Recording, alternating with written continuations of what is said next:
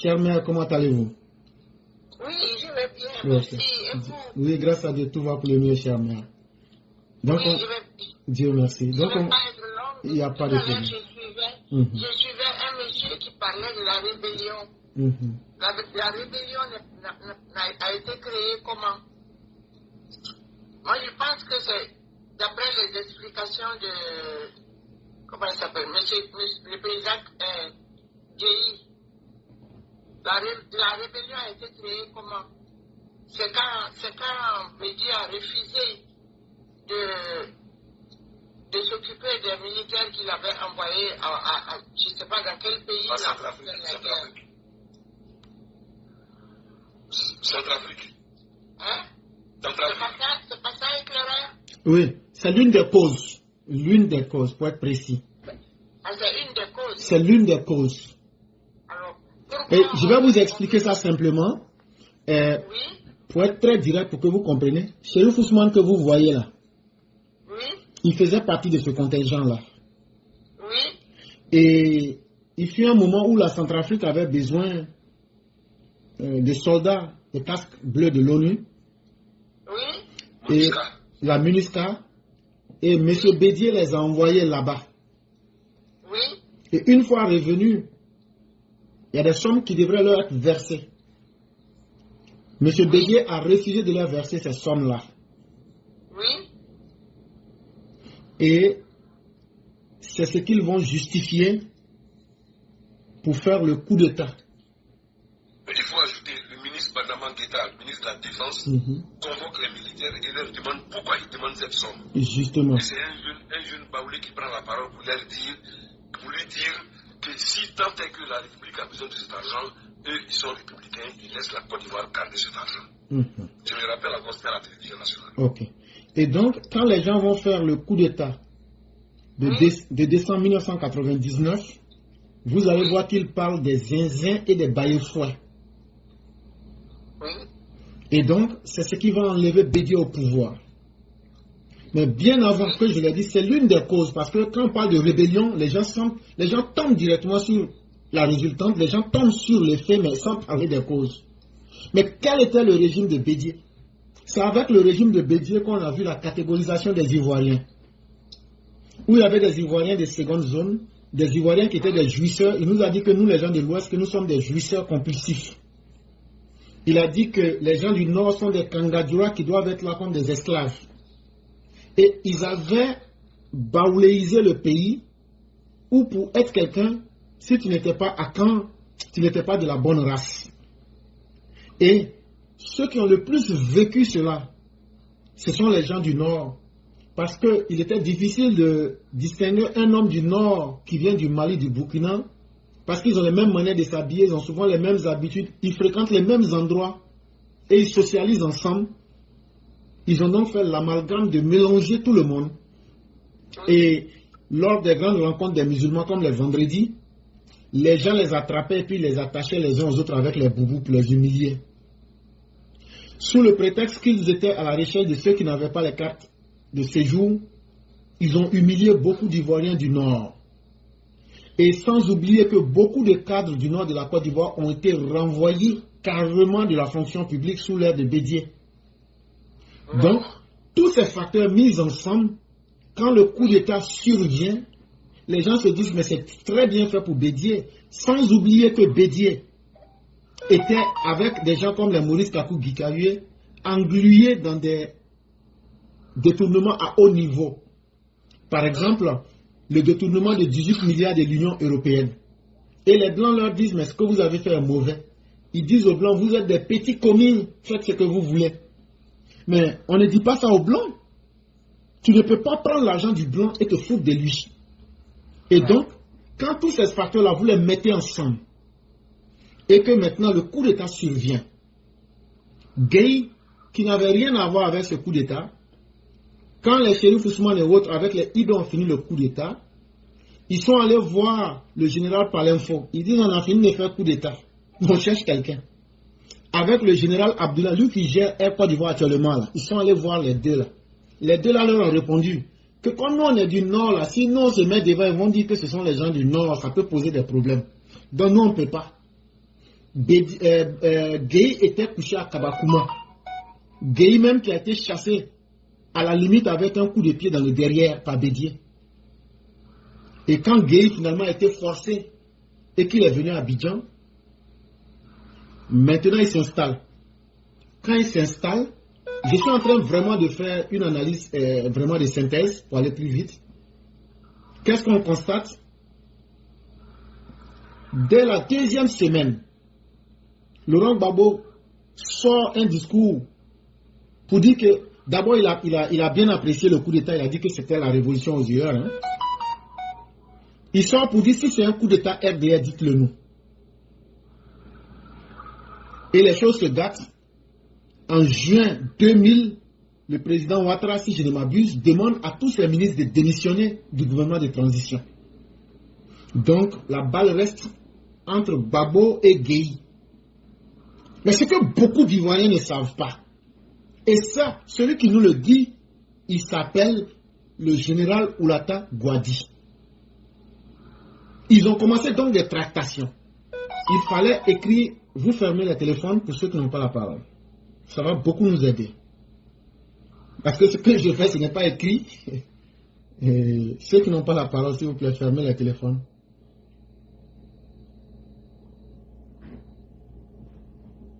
Et donc, on va écrire une nouvelle constitution.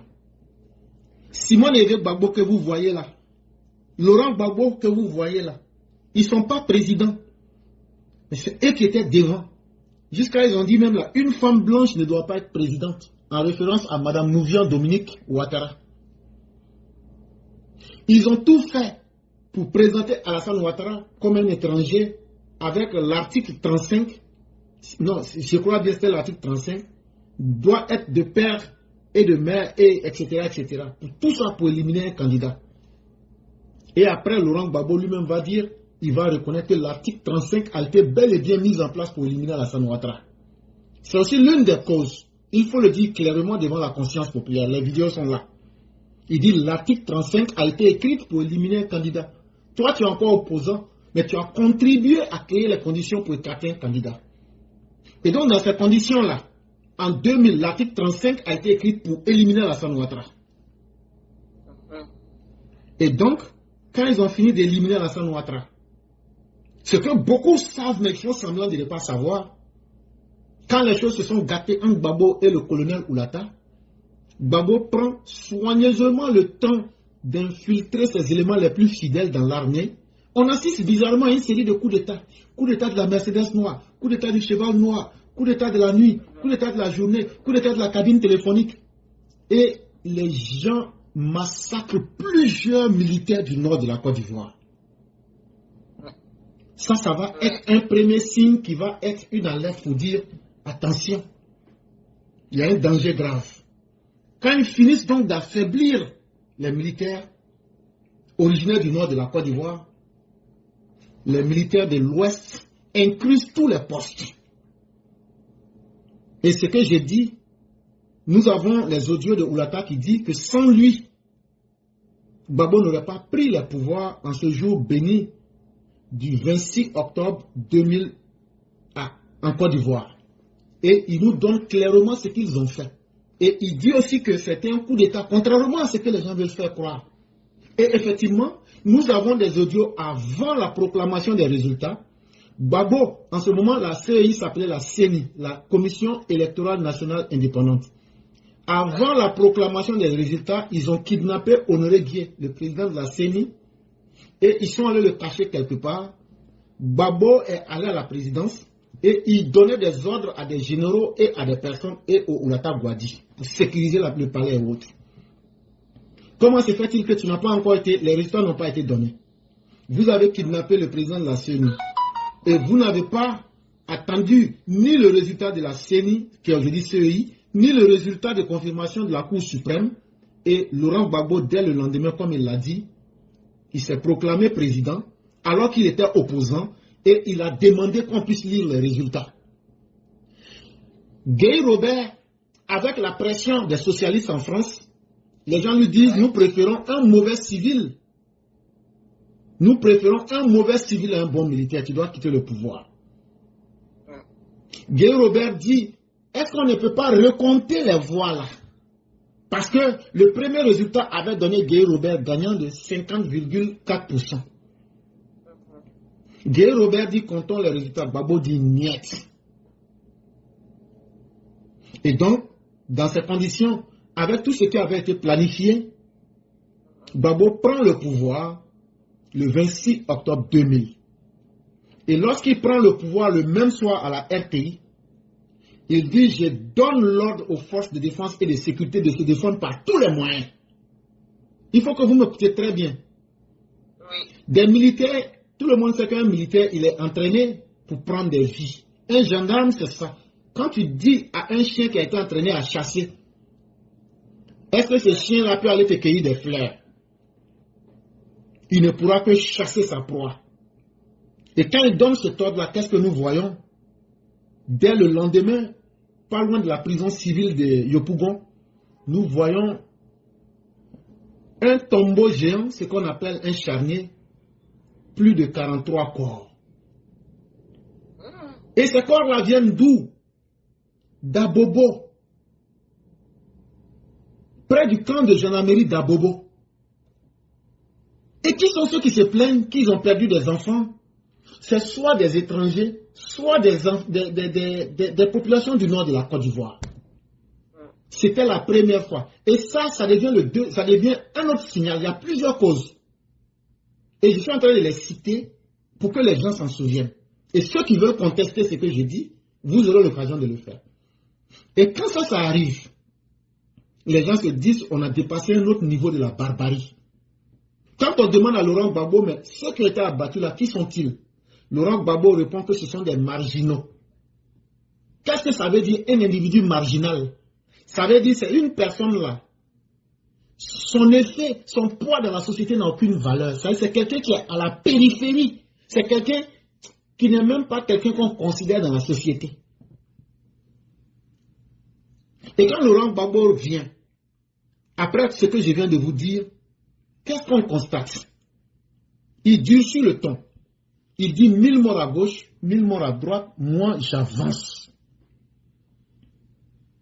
Les gens ne pouvant pas tenir, tous ceux qui sont des gens qui veulent du bien à la Côte d'Ivoire disent, vous devrez tenir un forum pour vous réconcilier, sinon la Côte d'Ivoire va droit dans le mur. C'est sur ces recommandations que Laurent Gbagbo met le comité national, le forum de la réconciliation nationale en place. Et c'était dirigé par Seydou Eliman Diarra. Et pendant ce forum-là, chacun vient et il dit ce qu'il a dit de cœur et maintenant pour qu'on puisse aplanir les divergences.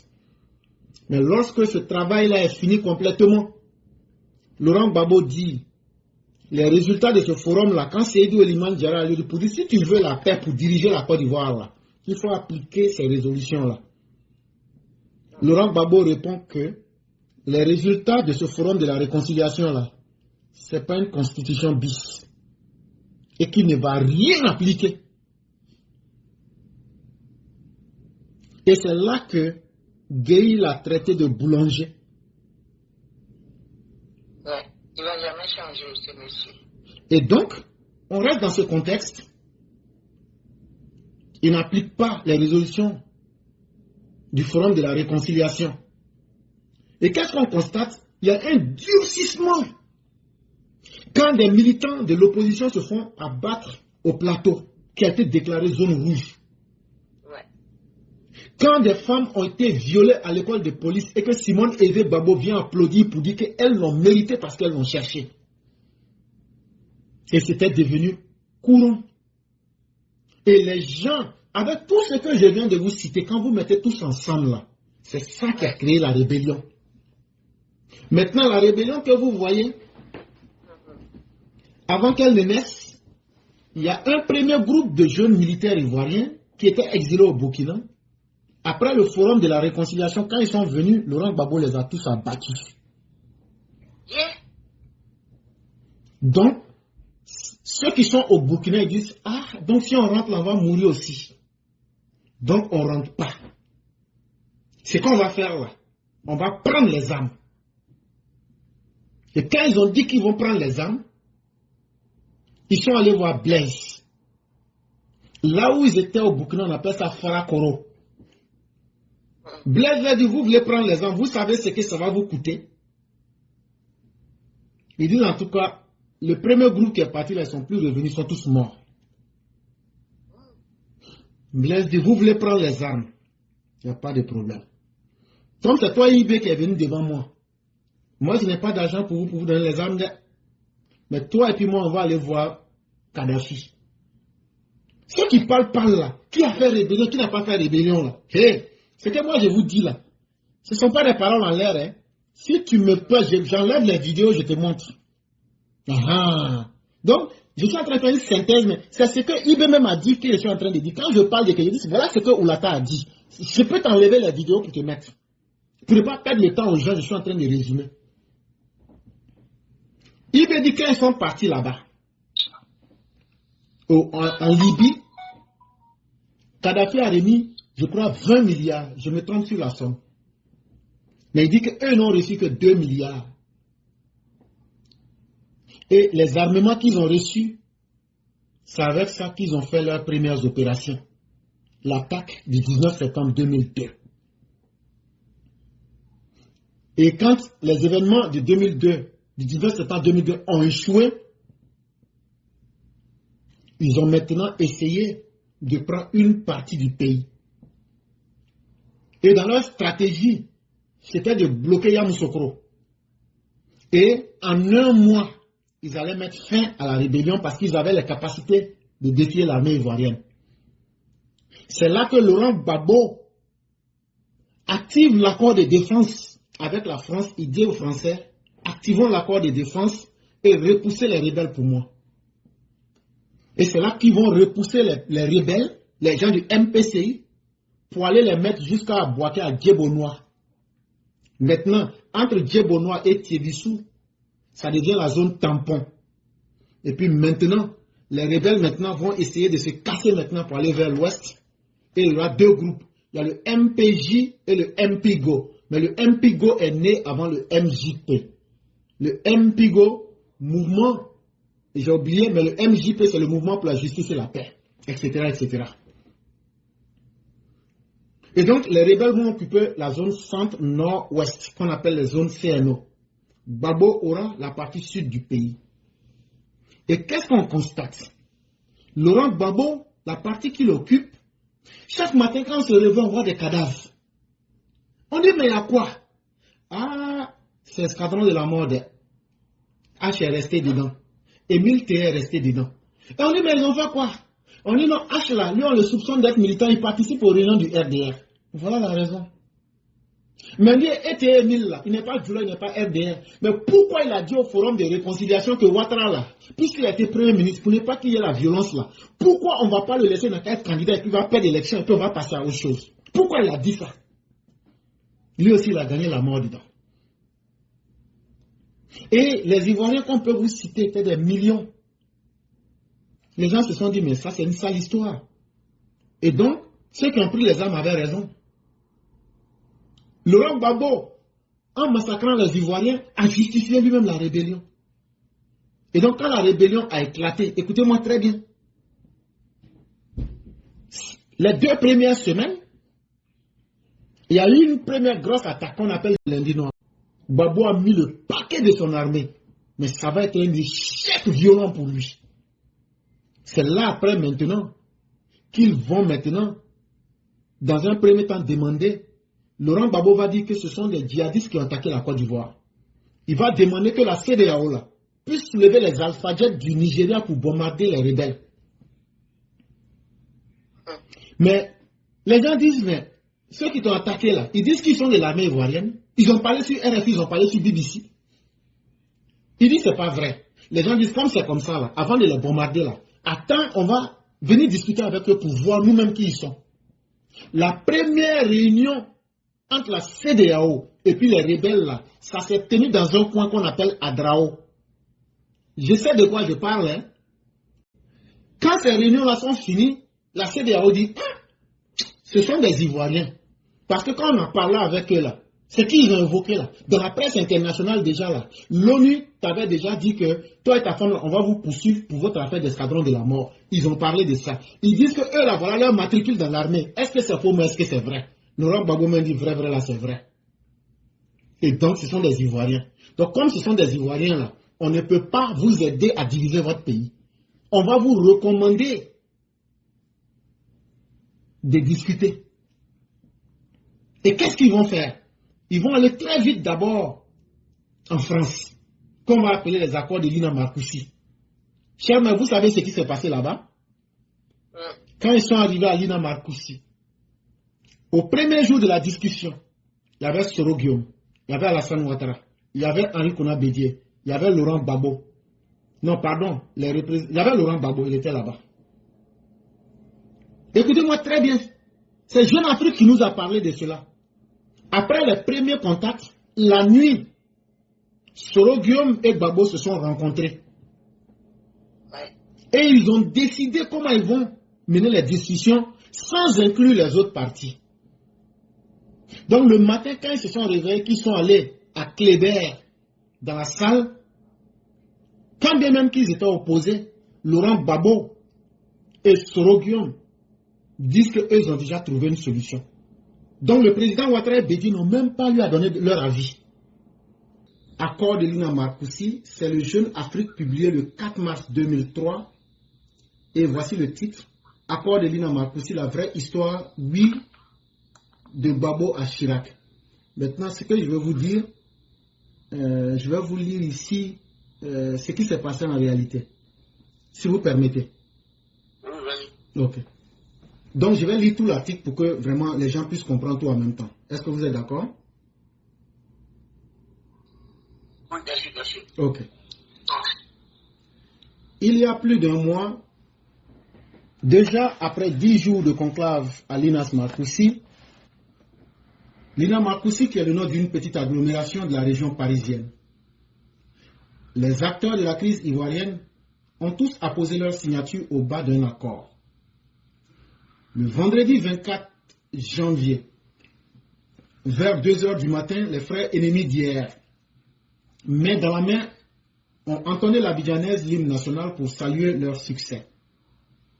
Au terme des accords, le chef de l'État ivoirien, Laurent Gbagbo, restera donc en place jusqu'en octobre 2005. Terme de son mandat actuel, mais devra au cours des 2 années à venir partager le pouvoir avec un premier ministre de consensus inamovible jusqu'à la prochaine élection présidentielle. Ce dernier est chargé de former un gouvernement de réconciliation nationale composé de représentants désignés par chacune des délégations ivoiriennes ayant participé à la table ronde. Le document de Marcoussi précise que l'attribution des ministères se fera de manière équitable entre les partis pendant toute la durée du gouvernement.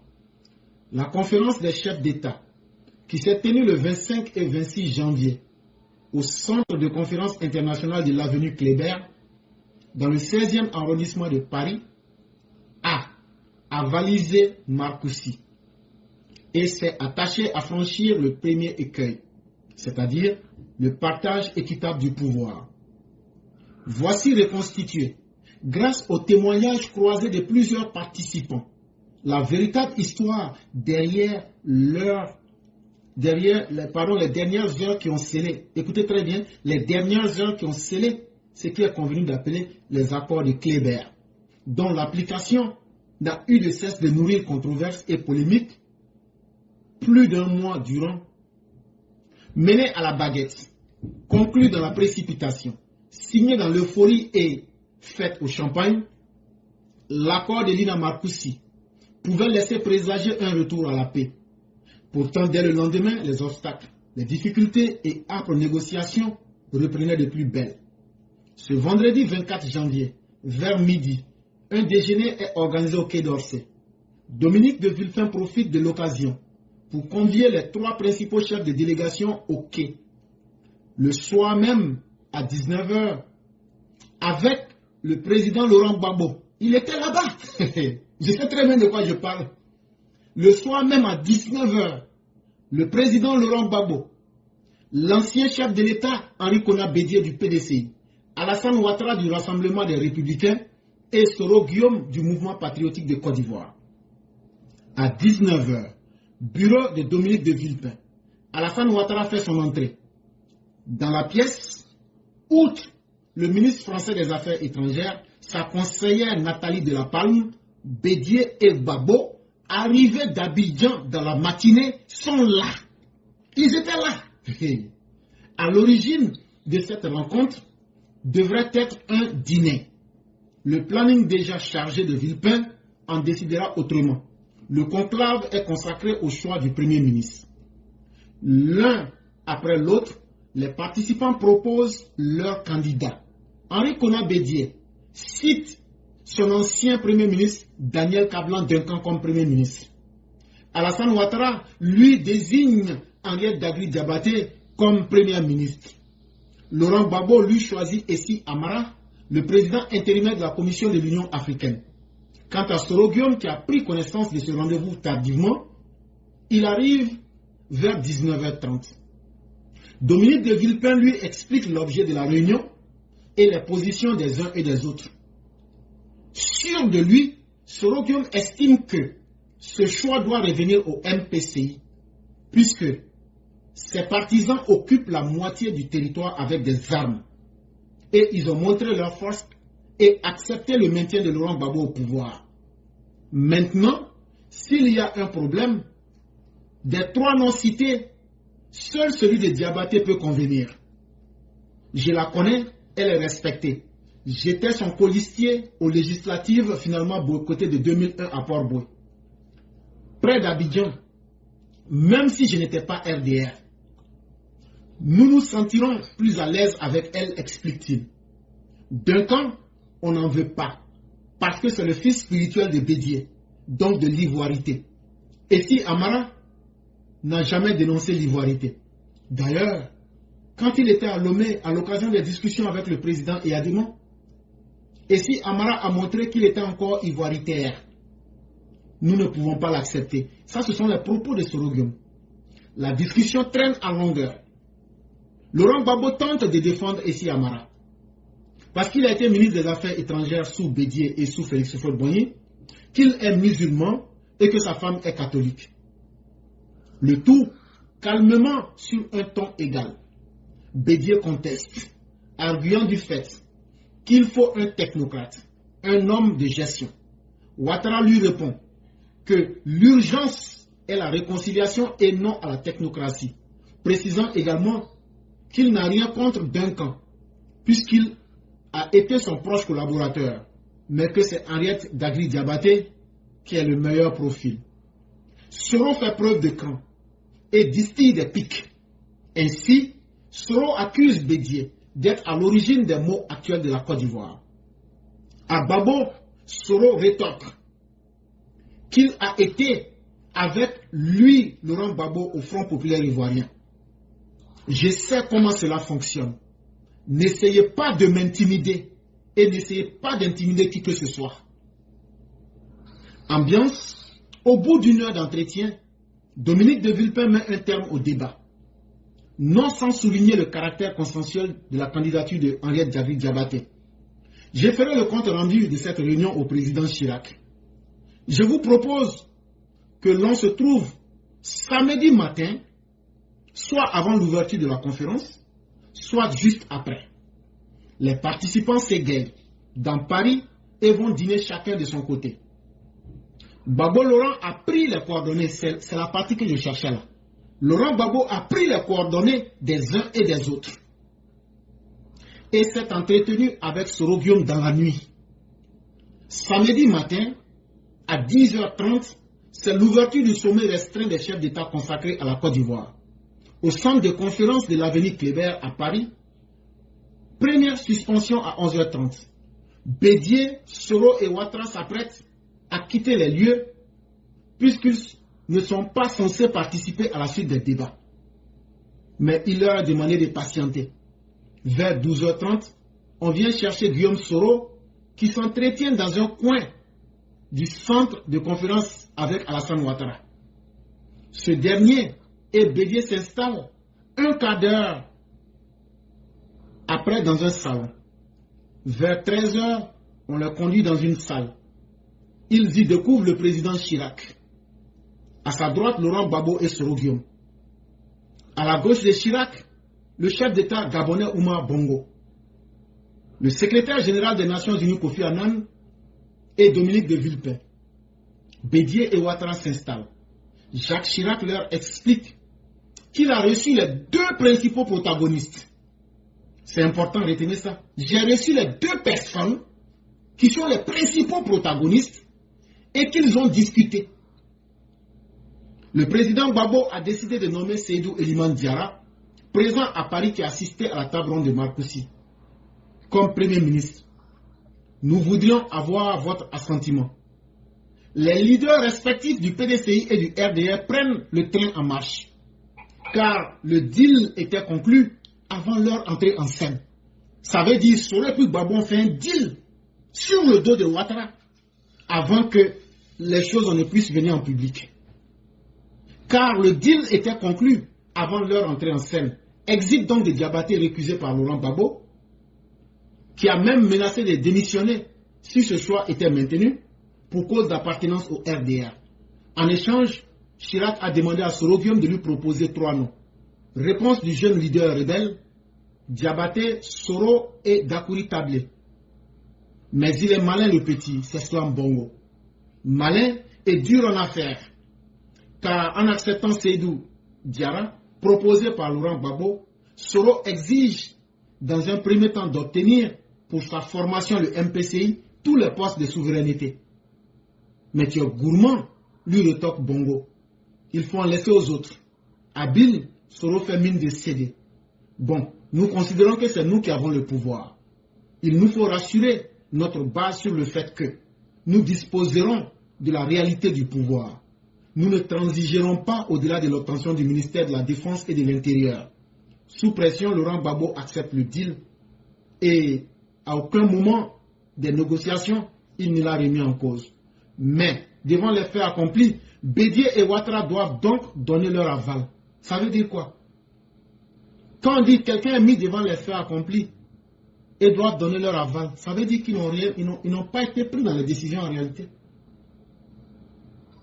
Et c'est ce qui est officiel qui a été écrit et qu'on entend. Mais ce qui n'a pas été officiel, on a aussi les informations sur ça. Et donc, je vais m'arrêter là pour ne pas abuser du temps des uns et des autres. Mais c'était important qu'on signale cela. Le deal était que Laurent Gbagbo conserve ses positions, Soro Guillaume reste dans la zone centre-nord et ils vont maintenir un statu quo. Mais en maintenant ce statu quo, on fait durer la guerre. Et cette guerre qui va durer, alors que Ibé dit que lui avait la volonté de mettre fin à cela en 1 mois. Et Soro Guillaume et Gbagbo ont mis inutilement les Ivoiriens en plus de 11 ans de souffrance. Et pour finir, Laurent Gbagbo va nous dire que lui, son meilleur premier ministre aura été Soro Guillaume. Et donc vous aurez vu combien de fois ces personnes ont mis en mal la Côte d'Ivoire. Et donc quand des gens se lèvent pour dire rébellion, rébellion, on est très à l'aise. Celui qui vous dit que le RDR n'a pas profité de la rébellion là, te trompe. Comme de la manière le PDC a profité. Tous ceux qui étaient de l'opposition ont profité de la rébellion. Ça là, si on dit que ça c'est pas vrai là, c'est être malhonnête. Parce que si ce n'était pas ça là, Laurent Gbagbo n'était pas prêt à écouter les Ivoiriens, ou en tout cas une partie des Ivoiriens. Et donc, l'excès a été poussé à un tel niveau que les gens n'avaient plus le choix. Et donc, je vais rechercher l'article de Jeune Afrique lorsque les paroles seront données aux uns aux autres, et puis peut-être mettre ça à la disposition des autres. Donc, si vous voulez la parole, on peut vous l'accorder. Non, c'était pour comprendre pourquoi le monsieur il dit que c'est Alassane qui a créé la rébellion. Ok. Et quant à votre, comment il s'appelle, Tidiane Diam là, Lui, il n'a que du mépris pour la Côte d'Ivoire. Hein. Effectivement. Il se croit toujours supérieur aux Ivoiriens. Effectivement. Mais les Ivoiriens ne sont rien. Mais on va régler son cas. Nous, les Ivoiriens, nous sommes ce que nous sommes et nous savons d'où nous venons. Ce n'est pas le premier venu. On ne va pas livrer la Côte d'Ivoire au premier venu. Ça n'a rien à voir avec la haine ou le tribalisme. Non. Mais il faut qu'on respecte les Ivoiriens. Ouais. Éclaireur, pardon, il faut parler à maman là. Je n'ai pas dit. Je n'ai pas dit que le président Ouattara a envoyé la 2 millions. Il faut bien l'expliquer. Ah non. Excusez-moi, j'ai mal compris alors. Effectivement. Voilà. Sinon, c'est ce qu'on vous a expliqué. Voilà. Et donc, on va laisser la parole à modérateur, s'il est là. Merci beaucoup, éclaireur. Il n'y a pas de problème, cher. Merci beaucoup.